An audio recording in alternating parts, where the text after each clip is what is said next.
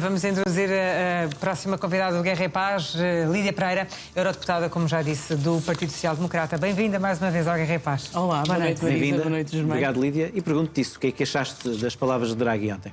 Bom, eu creio que Mário Draghi tem sido bastante afirmativo naquilo que falta à Europa neste novo tempo. E, portanto, a expressão que utilizou no discurso em Aachen, no prémio, quando recebeu o prémio esta semana, em que ele diz estamos juntos, estamos sozinhos juntos, é precisamente a sublinhar a mudança de relação que a União Europeia passa a ter, ou passou a ter, há uns anos a esta parte, com os Estados Unidos.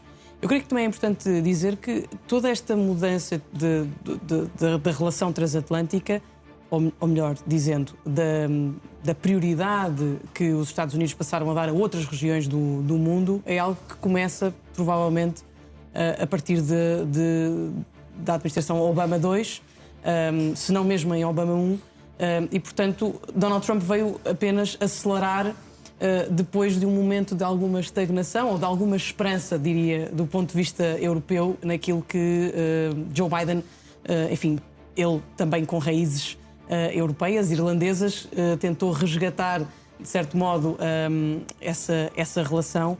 Mas, de facto, enfim, o alerta de Mário Draghi é, no fundo, eu diria que faz-nos lembrar aquele whatever it takes no meio da crise financeira, em que, ainda como Presidente do Banco Central Europeu, e num contexto muito específico, era whatever it takes, referia-se muito à situação italiana, de grande fragilidade, e que, portanto, era preciso salvar o euro. E neste momento, Mário Draghi, à semelhança do que já fez há praticamente 2 anos, com o célebre relatório para a competitividade, e que ainda há pouco tempo ele teve a oportunidade de escrever uma vez mais, a dizer que temos que avançar com o diagnóstico que está feito, a ação prática também está identificada, falta agora implementar.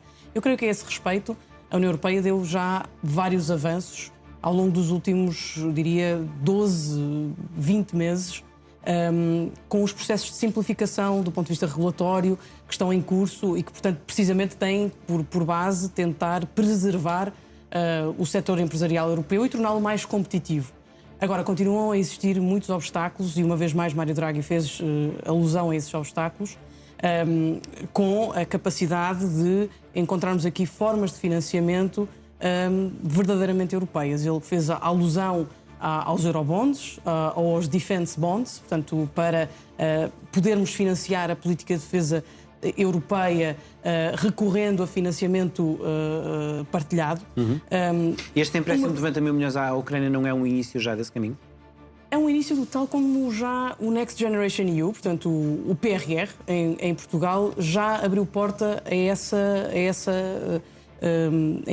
financiamento europeu. Mas, neste contexto muito específico, esta semana, Mário Draghi, quando faz a sugestão de defense bonds, portanto de dívida para a política de defesa europeia, Friedrich Merz, que estava também na cerimónia, disse logo que isso seria difícil nesta fase para a Alemanha. Portanto, nós continuamos, o que eu queria dizer é que nós continuamos a observar alguns obstáculos por parte dos Estados-membros em ter aqui uma visão mais integrada para podermos então ter um papel mais afirmativo no contexto geopolítico. E, portanto, quando Mário Draghi também refere os obstáculos que ainda existem no mercado interno, continua a ser difícil hoje em dia às empresas poderem internacionalizarem-se e beneficiarem dos 27 Estados-membros, que é o nosso mercado interno. A esse respeito, a Comissão Europeia também já avançou com uma iniciativa que se chama, cujo nome eu não acho que seja muito feliz, o 28º regime, portanto, o EU Inc., criar aqui a empresa verdadeiramente europeia, em que as empresas só têm que responder a uma autoridade centralizada, em vez de 27 autoridades diferentes. Mas eu creio que é um momento que eu creio que também serve de reflexão, mas mais ainda serve para os líderes europeus darem um passo em frente nos bloqueios que ainda existem. Porque na parte do Parlamento Europeu, eu creio que há disponibilidade, apesar de estar fragmentado, é possível encontrar um consenso para aquilo que é estrutural para a União Europeia. E a esse respeito eu creio que há um papel muito importante por parte do Presidente do Conselho Europeu, António Costa, que eu creio que tem que sair desta veste quase de secretário do Conselho Europeu para passar a ser um verdadeiro Presidente do Conselho, juntamente com o Presidente da Comissão Europeia, e dar resposta a estes obstáculos que persistem, que nos expõem e que neste contexto de reconfiguração da ordem internacional obrigam a uma atuação manifestamente diferente. Eu creio que Mário Draghi faz precisamente sublinha essa preocupação. E sobre a viagem de Trump à China, que balanço fazes? Uma oportunidade perdida, em alguns casos? Eu tive a oportunidade de ouvir os comentadores anteriores.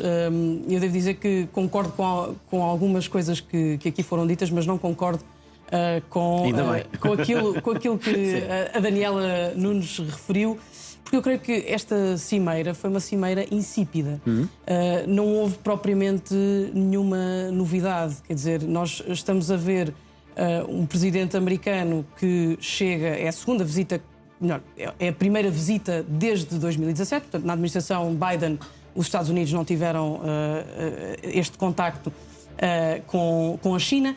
Donald Trump foi recebido com pompa e circunstância, com guarda de honra, com as crianças a acenar com as bandeiras, com o banquete de Estado. Portanto, houve aqui uma tentativa de uma imagem de estabilidade e de normalidade. Decorre desta visita o convite de Donald Trump para que Xi Jinping visite os Estados Unidos em setembro ainda deste ano, mas o resultado foi muito pouco significativo. O que é que saiu daqui? Um anúncio da compra de 200 aviões da Boeing pela China, de mais importação de petróleo americano. Confirmado pela China 200, o Trump diz que é até 750, mas é típico essa diferença. Se calhar está algo no meio, ou então... Pronto. Não, mas a diferença de versões é típica, não é? Sim. É a escala americana. É inflacionado como a inflação nos Estados Unidos. Exato. Não houve avanços públicos em quê? Em matéria de sanções, de controlos à exportação de tecnologia, ou até aos veículos elétricos chineses. E, portanto, se compararmos com a visita de Trump em 2017, houve acordos celebrados no valor de 250 mil milhões de dólares, ainda que muitos deles não se tenham materializado. Portanto, e depois observar um presidente americano que passou anos, e até mesmo uma campanha eleitoral, nesta sua reeleição, a dizer tudo e mais alguma coisa acerca do seu parceiro chinês. Eu recordo que durante a Covid-19, provavelmente vocês lembram-se também, era frequente nós vermos no Twitter, em letras maiúsculas, Donald Trump dizer que a culpa era da China, era China Virus ou o Kung Flu. Quer dizer, isto alimentando uma certa xenofobia que se traduziu depois até em ataques físicos a americanos, asiáticos, nos Estados Unidos. Depois, no ano passado, tivemos o Liberation Day, em que Donald Trump o que é que faz? Impõe tarifas recíprocas à China, primeiro no valor de 34%, depois a China retalia, sobe também as tarifas e, entretanto, Trump volta a subir para 145%. E lá chegaram a acordo em Londres para que as tarifas se fixassem em 55%. Portanto, em toda a campanha de Donald Trump, a China foi identificada como o inimigo económico dos Estados Unidos. Portanto, é muito estranho, de repente, vermos aqui observar dois grandes amigos. Grandes amigos, quer dizer, dizendo que a relação entre os Estados Unidos e a China vai ser melhor do que nunca, coisas desta natureza. Portanto, é uma inversão vertiginosa e reveladora daquela que é a característica muito típica do presidente americano, que é as palavras e o discurso de repente são meramente instrumentais e, portanto, de um dia para a noite estamos a ouvir outro tipo de narrativa. E, portanto, eu creio que foi um sucesso para a imagem de Xi Jinping e um alívio para Donald Trump. Donald Trump está em queda, está em perda nos Estados Unidos. Tem umas eleições em novembro. Os dois precisavam de uma fotografia em conjunto, e no fundo Xi Jinping a mostrar que a China está aqui de igual para igual. Marca esses pontos, não é? Cada vez mais mostra isso, que se aproxima da ideia de paridade, não é? Sim. Mas há aqui um outro elemento que eu creio que também é importante realçar. que é a comparação que fazemos. Tivemos a cimeira União Europeia-China, em julho do ano passado, e tivemos depois aqui a presença de CEOs das grandes tecnológicas, agora nesta visita chefiada por Donald Trump, esta presença muito afirmativa, no fundo, a dar aqui nota de que o mercado chinês é um mercado também preferencial para as empresas americanas e, portanto, se compararmos a cimeira União Europeia-China com esta cimeira Estados Unidos-China, há aqui uma discrepância grande, porque os Estados Unidos continuam a ser o nosso principal aliado, quer dizer, é um aliado estratégico, e a União Europeia tem vindo a adotar medidas para fazer um de-risking, portanto, o desacoplamento da economia, porque estamos extremamente dependentes de terras raras, de baterias, enfim, de componentes essenciais à economia do presente e do futuro, e de repente vemos o nosso principal aliado histórico enfim, a ter aqui uma capacidade de demonstração de interesse na economia chinesa e, portanto, eu creio que este também é um aspecto relevante. No mínimo, o decoupling entre Estados Unidos e China foi adiado, não é? Sobretudo na nível da inteligência artificial e outras coisas. Sim, por aquilo que foi anunciado, parece que a China continua a ser prioritária. Depois, eu diria, um outro aspecto é que a China que recebe Donald Trump em 2026 não é a mesma que recebeu em 2017. Certo. A China adotou aqui uma estratégia de autonomia tecnológica muito importante, muito relevante, e, portanto, o facto de dominar as terras raras é forma de utilizar como pressão comercial, como pressão política em algumas outras geografias do mundo. E, portanto, as guerras tarifárias que Donald Trump tem, no fundo, promovido, acabaram por consolidar Pequim como uma potência menos dependente dos Estados Unidos daquilo que era em 2017. E depois, eu creio que fica o sentimento de uma sensação de trégua mais do que propriamente um acordo. Não houve um debate, não há conclusões sobre os assuntos essenciais neste momento na geopolítica, seja o Irão, seja o Médio Oriente, a Ucrânia. Quer dizer, não houve um aviso da China a Donald Trump por via de Taiwan, mas eu creio que, como eu dizia no início, eu creio que foi uma cimeira insípida. Lídia, vamos falar agora da situação no Reino Unido. O primeiro-ministro britânico Keir Starmer está verdadeiramente debaixo de fogo. A oposição diz que ele está no cargo, mas já não tem poder. A análise que faz é de que vai conseguir sobreviver no cargo de primeiro-ministro? É possível, mas eu creio que seja improvável. Aliás, se nós analisarmos a fita do tempo, a 7 de maio foram as eleições autárquicas e regionais. Foi o descalabro para o partido de Starmer. Perdeu mais de 1.400 vereadores em Inglaterra. É um número muito, muito significativo. O Partido Trabalhista saiu derrotado das eleições em Gales, no país de Gales, uma coisa que não acontecia desde 1922. Portanto, outro dado importante. A própria chefe de governo, a primeira-ministra, perdeu o seu lugar no Parlamento e, portanto, anunciou a demissão. Depois temos aqui, a 11 de maio, Keir Starmer faz um discurso do Make or Break em Londres, assumiu a responsabilidade, prometeu focar-se nos temas estruturais da imigração, dos laços com a Europa, com a segurança. A 12 de maio, mais de 80 deputados do Labour pediram publicamente a saída de Starmer.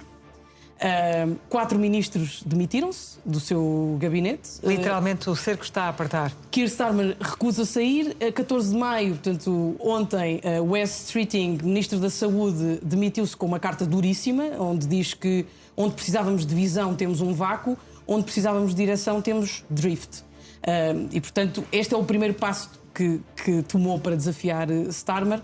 E no mesmo dia, Angela Rayner, ex-vice-primeira-ministra, sinalizou também disponibilidade para concorrer ao lugar de primeira-ministra, e depois o mayor, o presidente da Câmara de Manchester, também posicionado, que não é deputado, e aqui é mais difícil, tem aqui um desafio difícil. Mas está a tentar ser, não é? Mas está a tentar ser.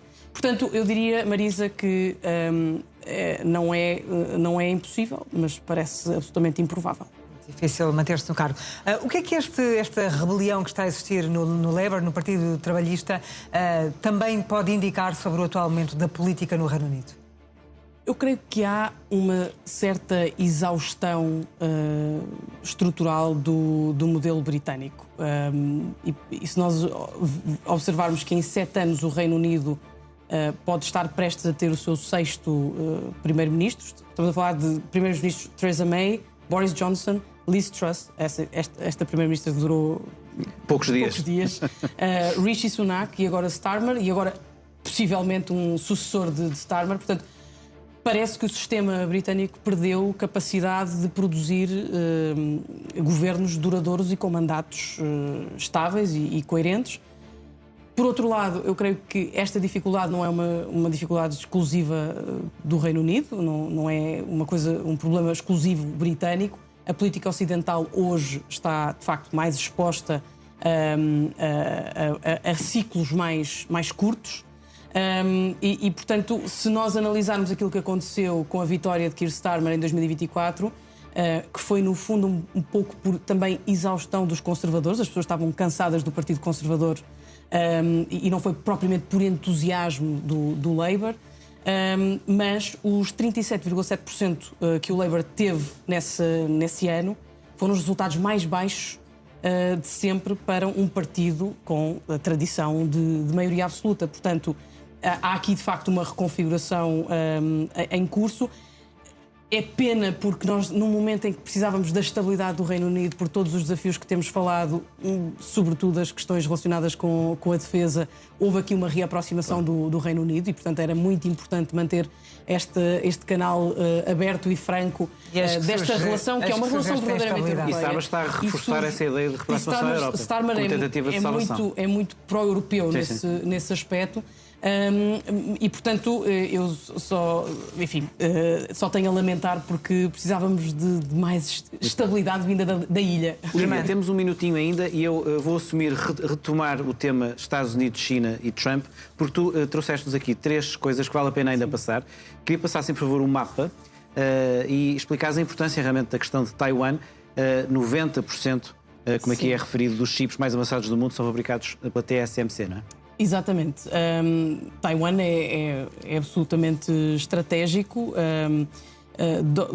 Foi o Xi Jinping que colocou Taiwan no centro do encontro e, portanto, disse que